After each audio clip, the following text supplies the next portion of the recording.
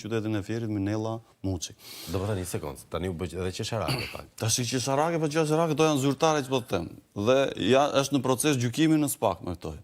Dhe duke qenë se në fazën e parë për 4 vrasje SPAK-u dështoi, prandaj thash që në një farë mënyre babai i tij kishte një të drejtë, sepse dështoi SPAK-u, ishte një dështim totalisht i SPAK-ut në 4 vrasjet e para që i futi, sepse pretendoi që ky është autori dhe nga ana tjetër u faktua 4 ciptërisht që ai nuk ishte autori dhe e mbajtën kot në burg për paktën 2 vite.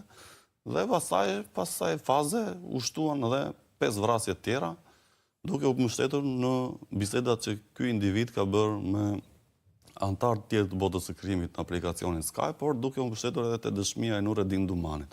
Por faktikisht edhe te pjesa që e dëgjova babain, ka një farë të drejtë sepse Nureddin Dumani është një nga njerëzit që ka dashur ta vrasë me do e mos pikërisht Altin Ndoci. Dhe duke qenë se nuk e arriti dot këtë gjë për ta vrarë në fazën kur ai ishte i lirë dhe të dy ishin të lirë, atëherë u mundua ta vriste me shtet. Dhe faktikisht ai me shtet e ka sulmuar duke deklaruar në shumë episode kriminale pikërisht emrin e Altin Ndocit.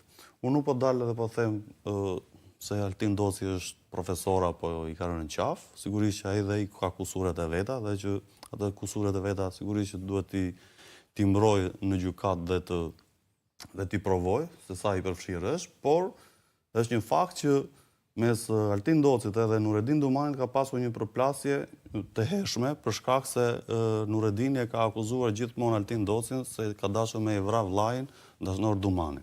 Dhe kjo vrasje ka ndodhur për shkak të një borxhi prej 5.000 eurosh dhe në kushtet kur kjo tentativë për të vrarë dashnorin dhe ka mbetur tentativë në zonën e Durrësit, ai është mobilizuar për të vrarë pikërisht Altin Ndocin. Dhe dini kur është mobilizuar për të vrarë Ndocin, është mobilizuar pikërisht ditën që ka qenë varrimi i 2 vëllezërve Besmir dhe Viktor Axhiaj në qytetin e Durrësit.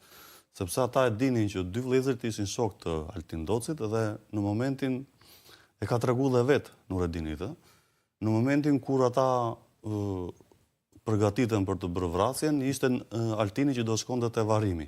Dhe qëllimi ka qenë që kur të kthehej nga varrimi 2 vëllezërve do ekzekutonin dhe Altin Ndocin. Për shkak se nuk është gjetur në segmentin rrugor Durrës i faturon vrasjen e 2 vëllezërve. Megjithëse se vranë, pastaj filluan këtë intrigën me Klevisallën në fillim, duke faturuar vrasjen e 2 vëllezërve. Ekspozon pak SPAK-un kjo edhe si të përfshirë në lëra dhe intriga kriminale. Tani SPAK-u ekspozohet ose nuk ekspozohet, SPAK është fakt tash që SPAK-u veti previ urdhët e arrestit dhe vetë pastaj i tërhoqi. Sepse kuptovi që ishte futur në një qërë sokak pikërisht nga intriga që bën te Klevisalla me Nureddin Duman. Tashmë vim në një moment kur SPAK-u pasi humbi disfatën e parë, sigurisht që erdhi në një moment të dytë ku nga 4 i shtovi 5. Pra e kishte më të lehtë, ja bëri akoma dhe më të rëndë. Prandaj edhe ky djali sot Altin Ndoci nuk besoj se ka hikur vetëm për çështje arratisje si qëllim në vetvete, po ka hikur edhe për çështje prestigji, imazhi, sepse ai gjithmonë ka për padrejtësinë që i është bërë.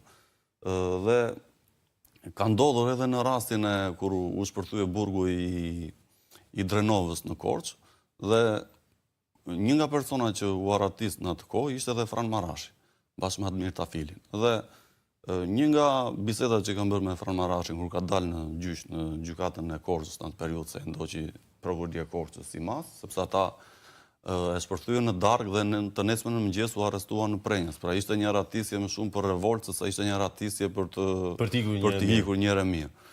Dhe më tha që unë kam ikur vetëm me qëllimi për të rihapur çështjen gjyqësore, sepse jam dënuar në mungesë për masakrën e urës vajgurore, jam dënuar pa u dëgjuar dhe jam dënuar pa bërë as edhe një krim. Dhe në një kohë kur unë në atë kohë në 97-ën unë kam qenë fëmijë, nuk kam marrë pjesë me bandat armatosura siç më kanë dënuar me burgim të përjetshëm në prokurorinë e Beratit.